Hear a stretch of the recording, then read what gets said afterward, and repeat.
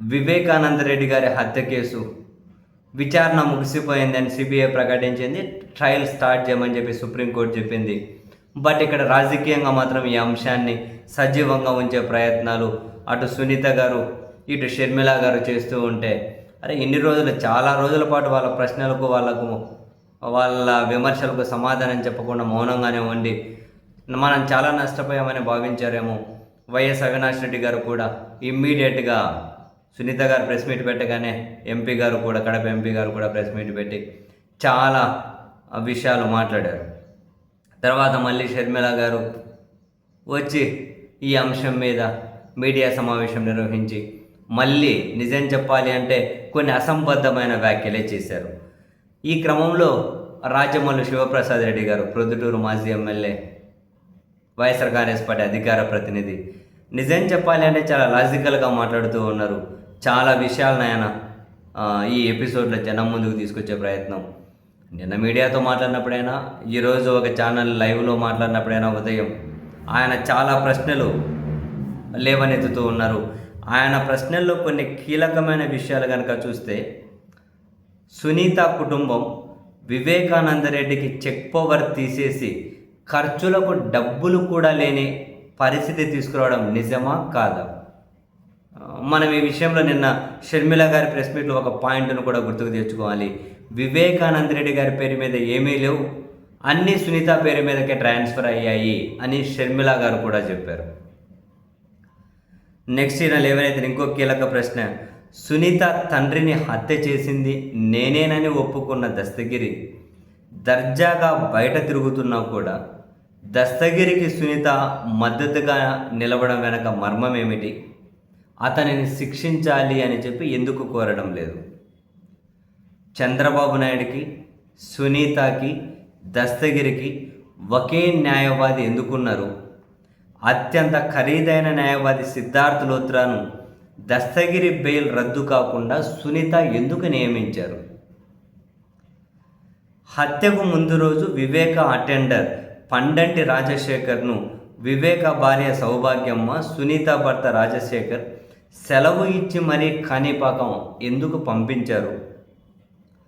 వివేకాను హత్య చేయడానికి ముందు కొన్ని డాక్యుమెంట్ల కోసం ఆయన్ను పంపించామని దస్తగిరి చెప్పాడు.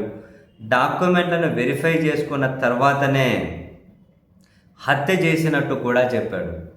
హత్య చేశాక కూడా 1కి 2 సార్లు డాక్యుమెంట్లు వెరిఫై చేసుకున్న తర్వాతే బయటకు వెళ్ళినట్లు కూడా చెప్పాడు. రౌండ్ సీల్తో ఉన్న ఆ డాక్యుమెంట్లు ఏంటి? వాటి గురించి మీరెందుకు పట్టుబట్టడం లేదు?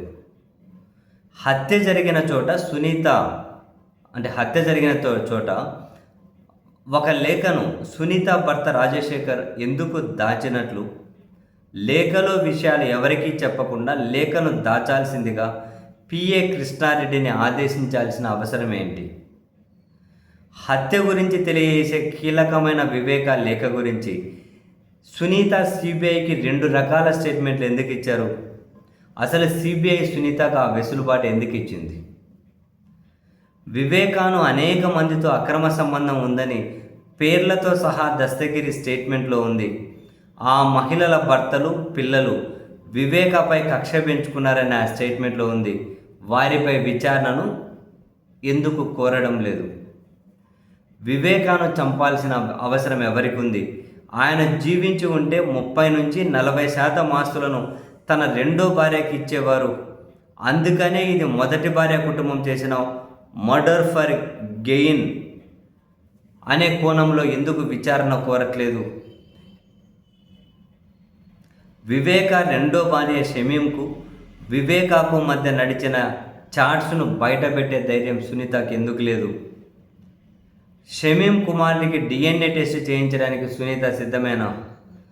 చంద్రబాబుతో కలిసి ఈ కేసులో ఇన్వెస్టిగేషన్ను మీరు అనుకున్నట్టు నడిపిస్తుండడం నిజం కాదా? పలువురి చేత తప్పుడు స్టేట్మెంట్లు ఇప్పించడం అందుకు రుజువు కాదా?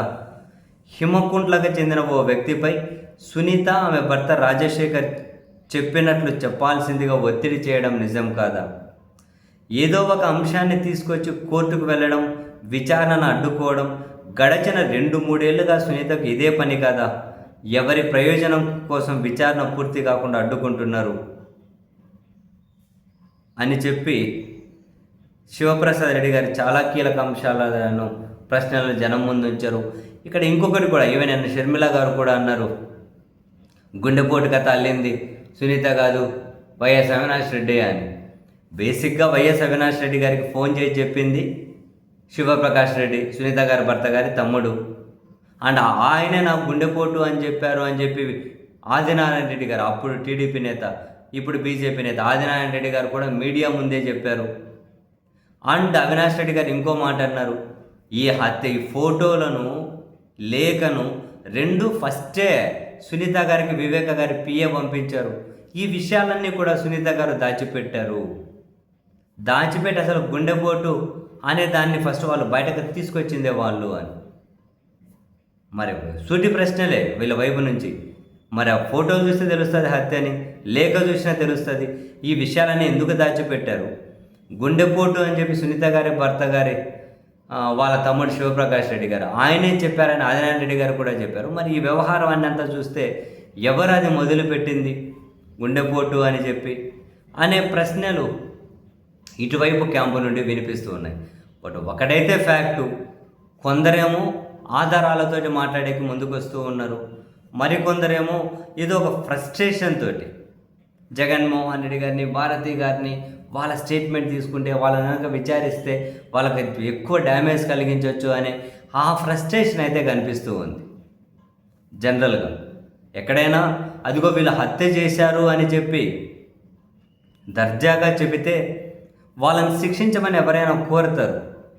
మరి దస్తగిరి దర్జాగా హత్య చేశారు అని చెబితే సిద్ధార్థ లూత్రా లాంటి ఖరీదైన న్యాయవాదినే సునీత గారు ఆయనకి ఇచ్చారు అని చెప్పి ఏంటిది? దస్తగిరికి న్యాయవాది సిద్ధార్థ లూత్రా ఏంటి? అంత ఖరీదైన న్యాయవాదిని పేరు చేసే అంత కెపాసిటీ దస్తగిరికి ఎక్కడి నుంచి వచ్చింది? ఒక ఆటో డ్రైవర్ ఆయన దర్జాగా హత్య చేసి ఎక్కడెక్కడ కొట్టినా ఎక్కడెక్కడ చంపినా అని చెబుతుంటే ఆయన కదా బెయిల్ రద్దు చేసి జైలుకు పంపమని చెప్పి కోరాల్సింది. సో ఏది ఏమైనా ఈ హత్య కేసుకు సంబంధించి సిబిఐ విచారణ ముగిసింది. సుప్రీంకోర్టుగానే ట్రయల్ స్టార్ట్ చేయమని చెప్పింది. సో ఈ క్రమంలో ట్రయల్ స్టార్ట్ అయ్యేటప్పుడు సిబిఐ విచారణ ఏంటి, ఎవరిని నిందితులుగా చేర్చారు, రాజకీయ కక్ష ఏంటి, వీళ్ళు ఎంతవరకు ఆధారాలు సేకరించారు, చాలా విషయాలు తేలాల్సి ఉంది. బట్ ఇది మధ్యలో ఇంకేమైనా ట్విస్టులు చోటు చేసుకుంటుందా? చోటు చేసుకొని మరి ఇంకేమైనా కనుక బ్రేకింగ్లు తర్వాత కాలంలో చూడాల్సి ఉంటుందా? చూడాలి.